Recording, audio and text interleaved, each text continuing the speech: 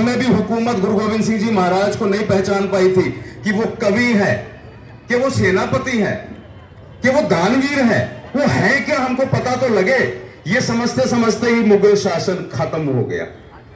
और ये फख्र की बात है कि मोगरी जी का सारा सिख जगत, जितने भी हम लोग सिख हैं, मैं राजनीतिक बात नहीं करूंगा, मैं फिर आपको बता दूं, मैं गुरुद्वारे साहब के सामने में है, गुरु ग्रंथ साहब जी अंदर विराजमान में, झूठ मेरे से बोला नहीं जाएगा।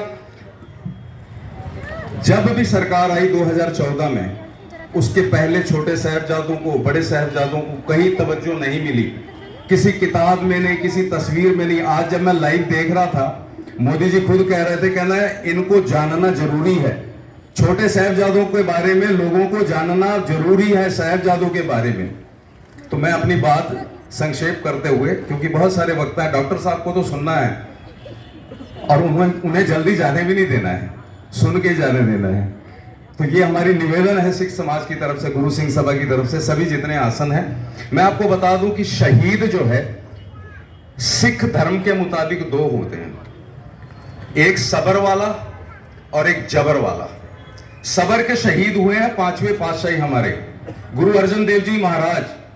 उन्होंने सबर ऐसा किया कि गरम रेत उनके शरीर पर पड़ रही है, नीचे तवा गरम है, आग जली हुई है, ऊपर से तेल गरम डाला जा रहा है, और महाराज क्या फरमान करते हैं, कहना तेरा पाना मीठा लागे, तेरा दिया हुआ आदेश, तेरा दिया हुआ दर्द अब मीठा लगता है। उन्होंने कुछ कुबोल नहीं बोले जिन्होंने रेत का आदेश दिया या जिन्होंने रेत डालने के लिए या रेत डाल रहे हैं, वो क्या कहते हैं कि तेरा पाना मीठा लागे। एक समय ऐसा आया, ये सबर की बात कर रहा हूं, शहादत उन्होंने भी, शहादत का जाम उन्होंने भी पिया। गुरु अर्जन देव जी महाराज को शहीद कर दिया गया, वो हमारे पहले शहीद कहलाते हैं सिख धर्म के। आगे आए तो जबर का शहर, शहीद कौन हो गए, जबर। अब जबरी शुरू हो गई। अब उन्होंने देखा कि ये हमारे नम्रता को ये हमारी नपुंसकता समझने लगे हैं।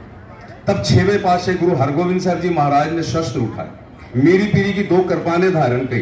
उन्होंने कहा कि अब हमारे को अकेली शक्ति, वाणी की शक्ति नहीं, अब हमारे को तलवार की, कृपान की, तलवार नहीं, कृपान कृपा करती है, तलवार जुर्म करती है। फर्क है दोनों में। शस्त्र वही है, चलाने का तरीका अलग है, और शस्त्र जो है तलवार जुर्म करती है और कृपान कृपा करती है। किसी मजलूम के ऊपर में कोई गलत हुआ है, गुरु गोविंद सिंह जी महाराज के पिता को क्या जरूरत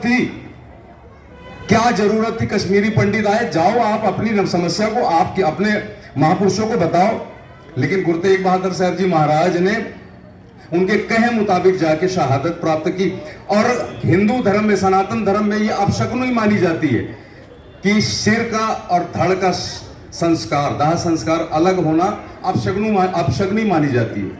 लेकिन मेरे गुरु तेग बहादुर साहब जी महाराज का शहीद होना, उनका धड़ का संस्कार आप जानते ही हैं, दिल्ली के वहां पर डाल दिया गया उनका शरीर और पूरा घर फूंक दिया गया, और शीश को लेके भाई जैता जी जो है वो आनंदपुर से पहुंचे। ये अपशकुनी है। लेकिन बताइए कहीं पर सिख धर्म में कोई अपशकुनी दिखती है? कोई अगर दिखती हो तो बताए। ये अपशकुनी नहीं है, ये हमारे अच्छे कर्म है, हमारे गुरुओं की बलिदान है, हमारे गुरुओं का लहू निकला है। वो बरस के आज गुरु गोविंद सिंह जी महाराज की औलाद जो है ये केसरी कलर में आपको नजर आ रही है।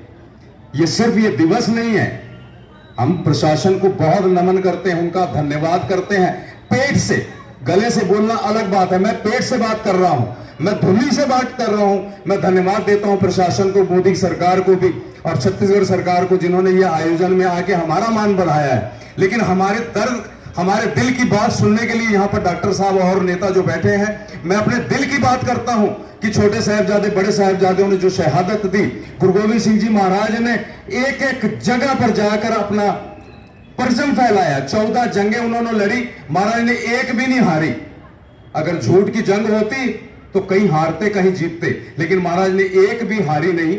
मैं संक्षेप करूं क्योंकि समय बहुत लिमिटेड है, और सबसे पहला वक्ता मैं था, तो मेरे आने से देरी होने के कारण मुझको ये 5वें 6वें नंबर